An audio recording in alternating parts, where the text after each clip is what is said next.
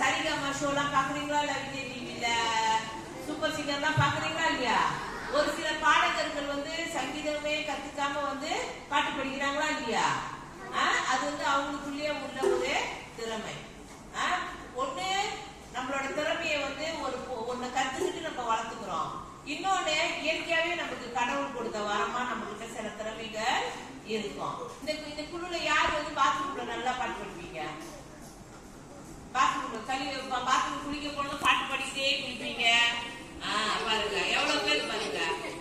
உங்களோட அந்த பாடல் திறமை வந்து பாத்ரூம்ல இருக்க கூடாது, வெளியே வர வேண்டும். உங்களுக்கு பாட தெரிஞ்சிச்சுன்னா பள்ளியில இசைக்கல்வி பாடத்தப்ப எனக்கு இந்த பாட்டு நான் கத்துக்கிட்டு இருக்கேன் டீச்சர், நான் படிக்க போறேன் இந்த பாட்டை அப்படின்னு வெளியே வந்து படிச்சு பாடல பாடி காட்டலாம். ஆமாவா இல்லையா?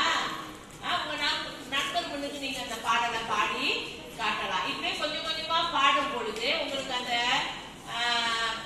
அந்த சபையில பாடுகின்ற பயம் வந்து குறைஞ்சிடும். பிறகு நீங்க நல்லா கத்துக்கிட்டு அந்த பாடலை பாடலாம். பள்ளியில பாடங்களை கற்றுக் கொடுக்கிறோம். பேசிக்கான அடிப்படையான இசை தொடர்பான கல்வியை உங்களுக்கு கொடுக்குறாங்க. ஆமாவா இல்லையா?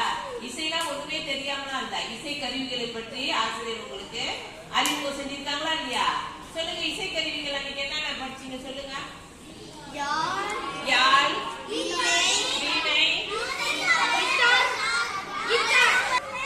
புல்லாங்குழல், நாதஸ்வரம், கிட்டார், தாளம்,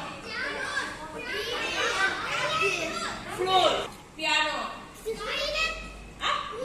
உருமி, ரெக்கார்டர். இந்த நிகழ்வு 2 நாள் நடைபெற்றுச்சு. எப்படி இருந்துச்சு உங்களுக்கு? இல்லையா?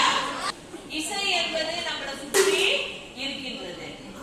எந்த பொருளை வேணாலும் பயன்படுத்தி இசைய உருவாக்கலாம். ஆமாவா இல்லையா? அதுதானே கத்துக்கிட்டீங்க. ஒரு நாதஸ்வரமோ மக்களமோ இருந்தா தான் இசையை உருவாக்க முடியும்னு இல்ல, நம்ம கிட்ட உள்ள பொருள்களை கொண்டு இசைய உருவாக்க முடியும். ஒரு பெட்டியை வச்சா இசையை உருவாக்க முடியுதா இல்லையா? அது வந்து இசை ஞானம் இருந்தா நம்மளை சுற்றி இருக்கிற பொருள்கள்ல உள்ள இசையை நம்மளால கண்டுபிடிக்க முடியும். அப்படின்றத உணர்ந்துட்டீங்களா இல்லையா? இன்னைக்கு உணர்ந்துட்டீங்களா இல்லையா? இசைக்கருவி மட்டும்தான் இசையை கொடுக்கல, நம்மளை சுற்றி உள்ள பொருள்களும் இசைய கொடுக்குது அப்படின்னு கண்டுபிடிச்சிட்டீங்களா? அவங்க நம்மளுக்கு ஏற்கனவே கணக்காண்டு உங்களுக்கு இசைக்கல்வி சொல்லி கொடுத்துருக்காங்க. ஆமாவா இல்லையா? அந்த ஆர்வத்துல உங்களோட சில விஷயங்களை அவங்க பகிர்ந்து கொள்ளணும் அப்படின்னு தான் இந்த 2 நாள் நிகழ்ச்சியை நடத்திருக்காங்க. ஆசிரியர்கள் சார்பாகவும், பெற்றோர் ஆசிரியர் சங்கத்தின் சார்பாகவும், பள்ளியின் சார்பாகவும் நான் உங்களுக்கு மனமார்ந்த நன்றியை தெரிவித்துக் கொள்கிறேன். நன்றி.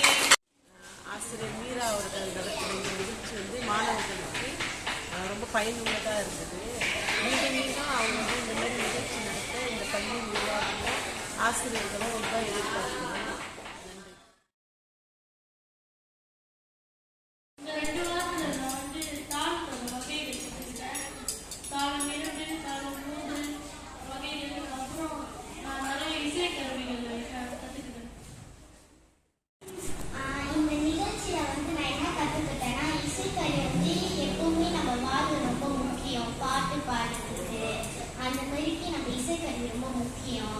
இந்த 2 வார நிகழ்ச்சியில வந்து நான் வந்து எப்படி எந்தெந்த இசை